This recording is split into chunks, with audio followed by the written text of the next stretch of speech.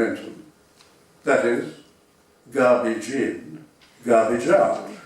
The information going into those computer projections is probably wrong, just as they were wrong in the election.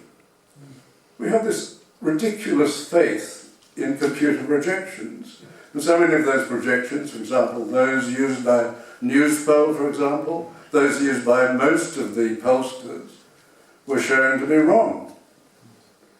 Because what was going in was wrong, although the results were within the margin of error.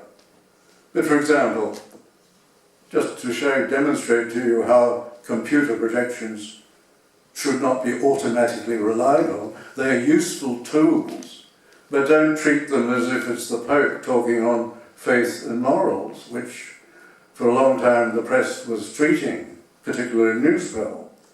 What they were saying in relation to the preferences, which were increasing because more and more Australians were stopping voting for the principal parties. What they were saying about the preferences, which were now going to essentially conservative parties, One Nation, the Fraser Anning's party, the United Australia Party and so on, what they were saying was that you allocate those preferences according to how they were allocated at the last election. But the circumstances were so different at this election. Why should they think that people who'd voted One Nation in 2016 would vote exactly the same way in their preferences? And the second thing that was wrong was, well, Morgan decided that they would actually ask the people. So they asked all One Nation voters in their sample how they would allocate their preferences. Those were equally useless because the samples were so tiny that the margin of error was much larger than the 3 points that it usually is. So we have to be very careful with computer projections, and that is why I say people are accepting the theory of anthropogenic global warming as if it were a belief, instead of looking at it as a scientific theory which has to be proved. In the same way we have the new theory, which it seems to be taking over the schools, and that is gender fluidity. Science tells us that we're born, most of us born, man or woman. But in 2013, the Federal Parliament, without a vote, took out the definition of man and woman and put in, instead of having a definition of sex, they put in a definition of gender. Gender is this new word which suggests that it is a matter of choice for you to determine what gender you are. Not how you're born, but what gender you are. Now, these things are coming to us, and there is that area of our mind or our hearts, wherever this is located, which makes us believe, or makes many people believe things which are unbelievable. We have a glorious civilization. I think it is at the very top, and I think there are a number of civilizations, and you cannot say that all civilizations are equal. Ours is absolutely wonderful in music, for example. Although I remember when I was a young man, I was persuaded by a friend to go to the International Society of Contemporary Music concerts, and they were absolutely appalling. The music was incomprehensible, absolutely noisy, full of long pauses and clunks and all sorts of silly things. It completely broke away from the tradition of Western music. The same with art. Much of I don't know what you think, but I had to go to a meeting at the Museum of Contemporary Art or Modern Art or what it's called. I decided to do a tour of the building, and I thought, my God, is that what art has descended to? But we certainly have great art, we have great music, great literature. But where we significantly shine, I think we shine in all of those areas, But where we shine, and we should not forget this, and it was touched on tonight, and that is in relation to political governance, particularly political governance.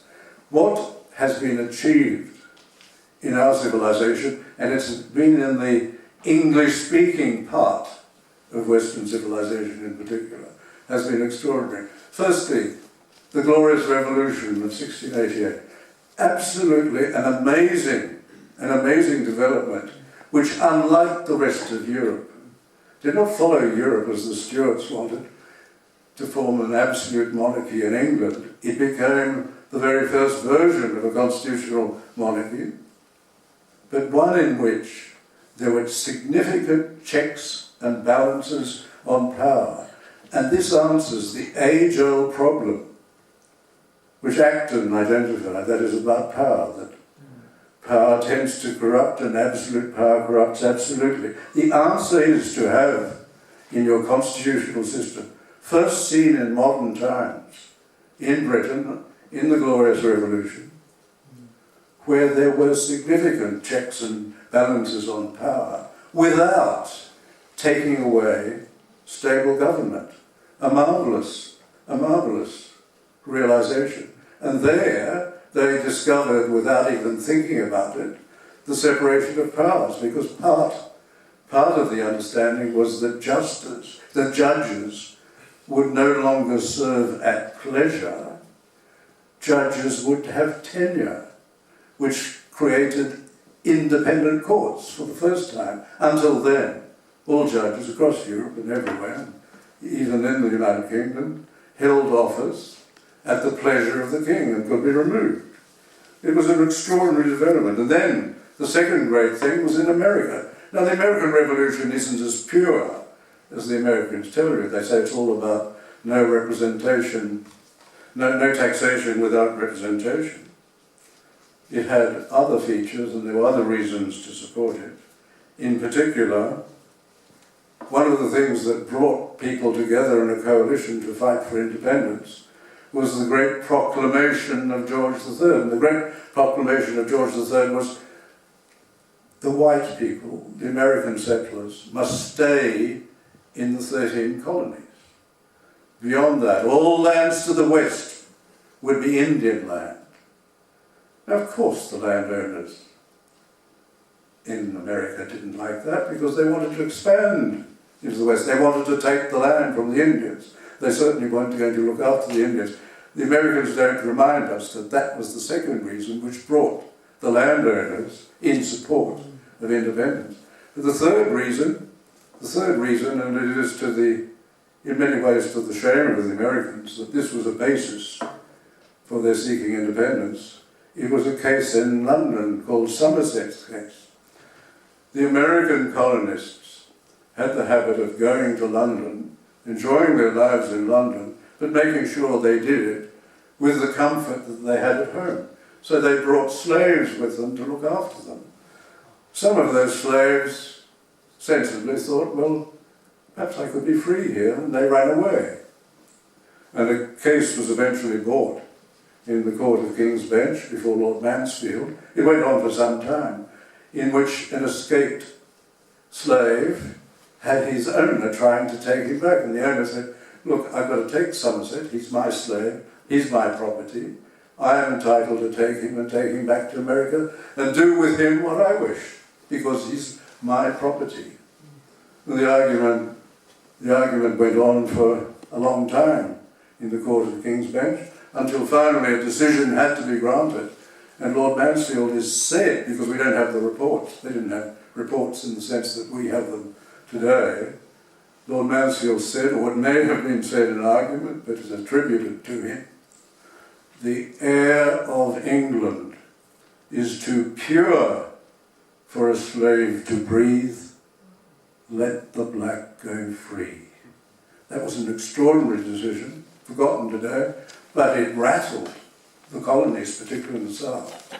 The southern slave owners, hitherto loyal to Britain, decided they too had better join up with Washington and the others, some of whom were already slave owners, because they feared the impact of a decision of a high court in Britain on mere colonial courts, the doctrine of priesthoods would suggest that it would have to be followed at some time in the colonies. So that's what happened. But what was wonderful about America was the way in which they put it in the Declaration of Independence. We hold these truths to be self-evident. That man was made by his Creator, endowed by his Creator with certain unalienable rights, and among these are the rights to life, liberty, and the pursuit of happiness. That has run down the ages, and in particular that man was endowed by his Creator. Religious people would rely on that. But the important thing about that is that man was not endowed by the politicians, by governments, and the establishment with rights. These are rights which we have as men and women. These are our rights. And that was an extraordinary development. And what they also did was they actually established federation. That is, coexistent governments, answering to their people, but also ensuring that in a big country all power would not be concentrated in the capital. It's a pity in this country, which was intended to be a real federation, so much power has been aggregated by Canberra because of the politicians and the judges, but that's another question. The really amazing thing in governance, which our civilization achieved, and it's already been mentioned about, but it had never happened in human history before, and had been practiced in all civilizations before and quite often at the same time now, and that is the abolition of slavery. Here was a country probably gaining most from the slave trade, which, under pressure of this small sect of Christians, Anglicans of all, you don't think of the Anglican Church as being a revolutionary church, Anglicans, the Clapham sect, who argued year after year, with the old Shaftesbury and others, they argued year after year that this is wrong. And one of the people who has cemented this in our minds was John Newton, a slave trader, who on two occasions when his ship was almost sent to the bottom of the seas in a terrible storm, was converted to religion. John Newton, who became a clergyman and who wrote that wonderful hymn, Amazing Grace. How sweet the sound that saved a wretch like me. Once was lost, but now am found. 'Twas blind, but now I see. He was one of them. Lord Sidney, after whom this city is named, was very much influenced by that sect. Manning Clark dismisses him as a mediocrity. He was anything but. He ensured that we had the rule of law. He ensured that Philip came here with a charter of justice. He ensured that the moment Philip set foot on this land, that the rule of law came with him. And Philip himself, Philip wrote in his diary, the moment His Majesty's forces take this land here, take this land, there will be no institution of slavery and no slaves. He was determined that Australia would be free of slaves. It used to be celebrated once. It used to be taught in the schools. It's a very big thing that, notwithstanding our flirtations with the trade and indentured people from the islands, but we never had the institution of slavery, the only continent in the world not known to have had the institution of slavery. That was an extraordinary achievement. And it eventually the Americans took that. Eventually the Americans. Just look at the wonderful words of the Battle Hymn of the Republic. Mine eyes have seen the glory of the coming of the Lord. That was the theme of the argument which eventually prevailed in the United States, that slavery should be abolished. No other civilization had done this. Only our Western civilization did this. It is a wonderful civilization. it should not be undermined. There are those who wish to undermine it. There are those who wish to create a feeling of guilt in the minds of the people of the West. It should be resisted. We should not be made to feel guilty. We should not allow the children, our children, to feel guilty. Western civilization is extraordinary. It's not perfect, but of all civilizations, it has achieved so much, and we should be very proud of it. It is extraordinary in the universities that they won't let this little Ramsey Centre go into some areas of the universities. Why do they resist that? They resist it because they know that when the students understand how beautiful the culture is, how wonderful the music and the literature are, but above all what has been achieved, that they might well be persuaded not to feel guilt about Western civilization. Thank you.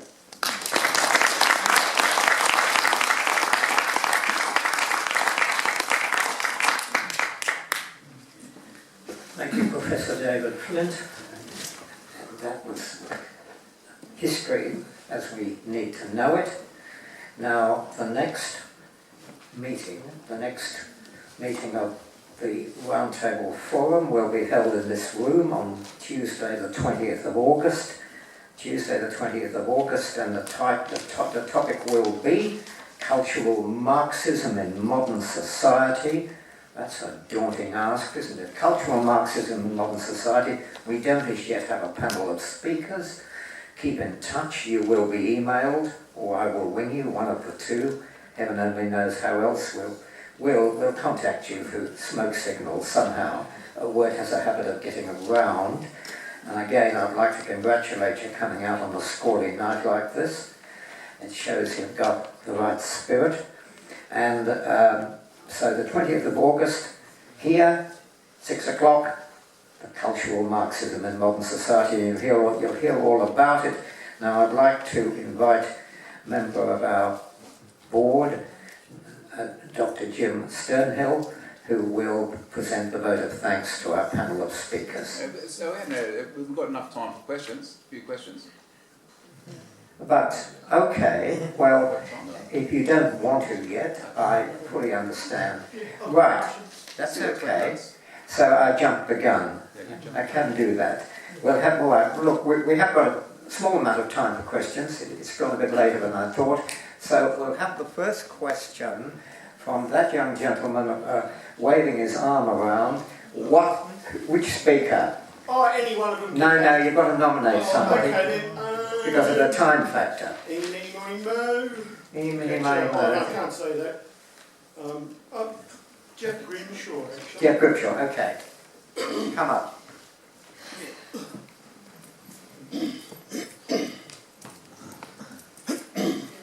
Oh, well, my name's Victor. Obviously, I'm a product of Western culture, as you can probably tell. I don't suffer any white guilt. I miss my Paul Hogan show. The whole argument tonight here is about Western guilt and possibly who's pushing this. With cultural Marxism and things like this, I would actually argue that it's not necessarily just coming from the left. I believe that our ruling elites are pushing this as well. The case in point is what Luke TORRIsi had mentioned about John Howard. You know, they're all globalists. Malcolm Turnbull, a lot of them. These people do not give a rat's ass about Western culture. And from that point of view, I believe they're both as guilty as each other. The case in point is during the 1960s.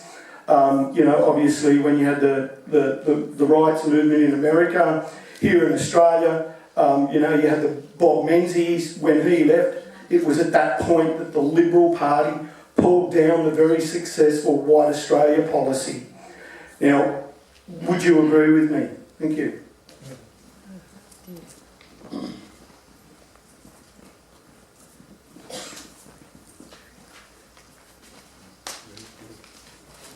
I don't think there's any doubt who's pushing this. It is absolutely the cultural eugenicists, Marxist left, who are doing this because they've laid it all out. It's written in documents. It'll take you 2 minutes to find them on the internet.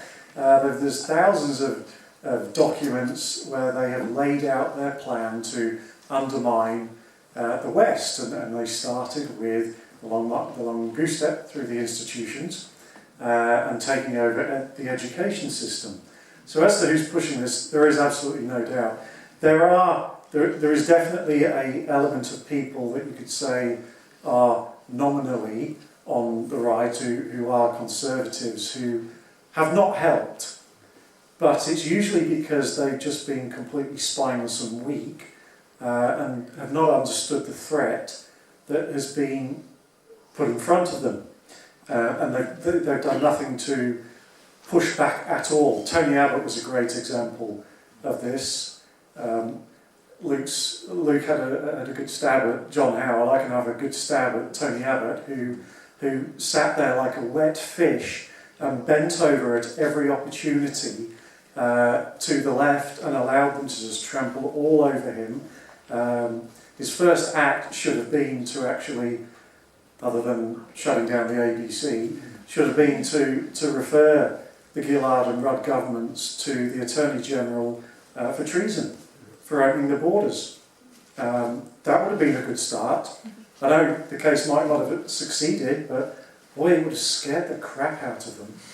And it would have brought back one of the most basic concepts of any country, is that first concept of a country, of any society, is that you protect your borders and you protect the people within it. And they deliberately failed to do that in their 6 years. They deliberately dismantled the borders and let in these people, and they knew it could be stopped at any time, and Tony Abbott should have referred them to the Attorney General and put them on the charge of treason. I'm not a lawyer, so I don't know if that would technically stick, a charge of treason, but something should have been done that would have scared the bejesus out of the left, and Tony Abbott was just found wanting on every single occasion. When it came to the left went boo, and he went, oh, yeah, I'm sorry, oh, I apologise, oh, here you go. So it's because of, on the right, it's because of weakness, because we've not understood the threat.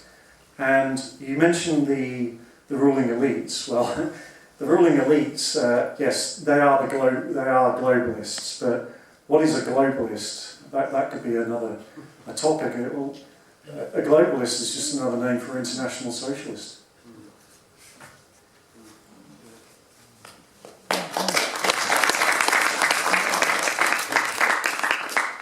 Yes, your question too? My question is to Mr. TORRIsi. Right, please come up.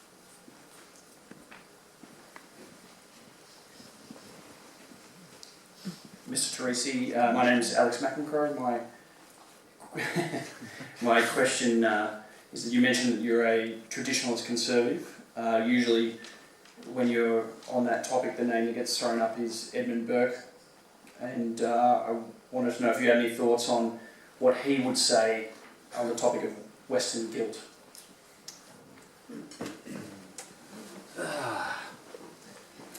Well, you heard the shot to the heart. I guess this is the shot to the head.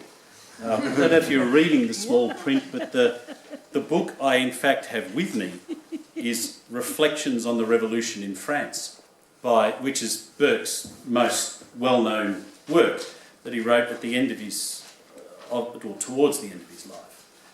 And I think, I don't just think, I don't just believe, I know what Burke thought about Western guilt, because he wrote this book in response to the French Revolution and what was going over there when heads literally rolled. And I bring this book with. I've studied it extensively for the purposes of my thesis, and I often carry this with me when I speak, just in case I get a question like that sometimes. But in this case, I was going to discuss a couple of matters had I had more time. but I will amend what I was going to say to facilitate an answer to this question, which I actually think is probably more pertinent than what I was going to tell you anyway.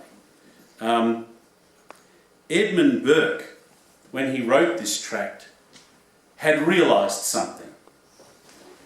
He'd realised that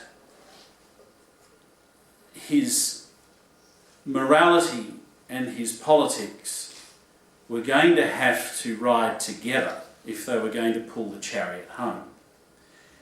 And he charged his fellow Englishmen with neglecting their heritage. And he did it in a way that was more or less saying what I said to you before: you are guilty of not upholding the traditions of which you are the custodians. Let me read to you this little bit here. I'll keep it quick. He says, he describes Marie Antoinette, and he says, I hear and I rejoice to hear that the great lady, the other object of the triumph, has born that day. One is interested that beings made for suffering should suffer well, and that she bears all succeeding days, and that she bears the imprisonment of her husband, and her own captivity, and her exile of her friends, and the insulting adulation of addresses, and the whole weight of her accumulated wrongs with a serene patience, in a manner suited to her rank and race, and becoming of the offspring of a sovereign distinguished for her piety and her courage. That, like her, she has lofty sentiments, that she feels with the dignity of a Roman matron. Note what he's doing here. Note the elements of heritage he's linking together. That in the last extremity she will save herself from the last disgrace, and that if she must fall, she will fall by no ignoble hand, by which he means she will take her own life. And when he says that, an educated person, when he was writing, even some sub-educated people would think, he's drawing an analogy to Lucretia and the days of Tarquin of Rome, where Tarquin became a tyrant, and Lucretia was raped, a famous play written about it by poem by William Shakespeare, The Rape of Lucretia, and she killed herself for the sake of her honour. And Burke goes on to say, in relation to that feminine, using gender as opposed to mixing and confusing sex and gender, to that gendered paradigm of virtue, he posits the men of England, where he says, little did I dream, when she added titles of veneration to those of enthusiastic, distant, respectful love, that she should ever be obliged to carry the sharp antidote against disgrace concealed in that bosom. Little did I dream that I should have lived to see such disasters fallen upon her in a nation of gallant men, in a nation of men of honour, of cavaliers. I thought 10,000 swords must have leaped from their scabbards to avenge even a look that threatened her with insult. But the age of chivalry is gone. That of sophisters, economists and calculators has succeeded, and the glory of Europe is extinguished forever. Never, never more shall we behold that generous loyalty to rank and sex, that proud submission, that dignified obedience. He's talking about a royal, that dignified obedience, that subordination of heart which kept alive, even in servitude itself, the spirit of an exalted freedom, the unbought grace of life. Here he calls upon Cicero. He's reaching back into ancient Rome. He's making that consistent with the France of his day. He is calling upon the ancients, and he says, the cheap defence of nations, the nurse of manly sentiment, of heroic enterprise is gone. It is gone, that sensibility of principle, that chastity of honour, which felt a stain like a wound, which inspired courage whilst it mitigated ferocity, that balance that Professor Flint talked about not but a moment ago,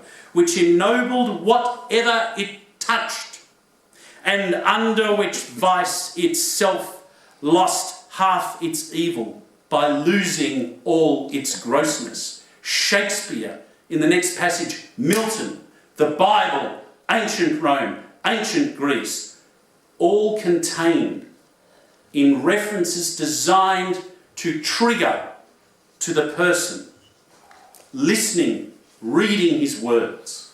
There is a continuity of tradition and generations that you are obliged to uphold, and through only cowardice in standing up to your obligation, not what the state's doing, not what the elites are doing, but your obligation. Only through cowardice to that will you fail.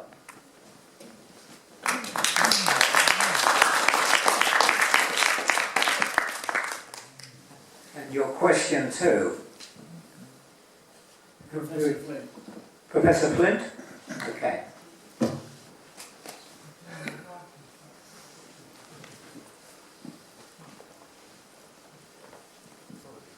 If you know anything about the classics, you'll know who Laocoon was.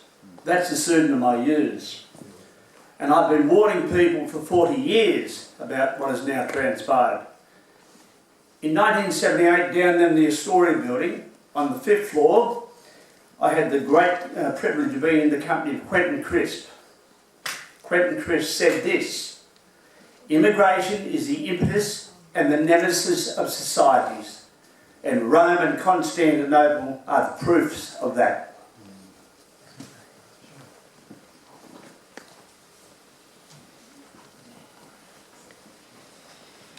I have no wonderful text like you to answer that. That was superb, absolutely superb. Immigration. I am the son of an immigrant. She and the family came from what was then the Dutch East Indies. My grandfather wanted to buy a farm, and they somehow scraped through, although the customs officer was suspicious, they scraped through the dictation test. Well, they came to the dictation test, which was applied in their case, perhaps because the customs officer didn't think that they could speak English fluently. All of them were given the dictation test in English, although they spoke, normally would speak Dutch and Malay. And what I'm trying to say is that I can see what you're saying about immigration. Immigration is wonderful if those who come in are willing to contribute significantly and to become true citizens of the polity. If they accept that, then they should come. But if they wish to come and then form a separate political community, if they wish to bring in other laws, if, for example, they come in and wish to remain welfare immigrants, then of course no sensible government should allow that. What we have seen with our governments for many years now is extraordinary negligence in the administration of the immigration program, and they have not had regard to the principal requirement that those who come in are contributors and who wish to become citizens of Australia, true citizens of Australia, and they have not had regard to the resources, the sustainability of this. And I think both sides are guilty of this, and this should be one of the things which should be corrected. I think our politicians have failed us, as they are failing us in so many other ways.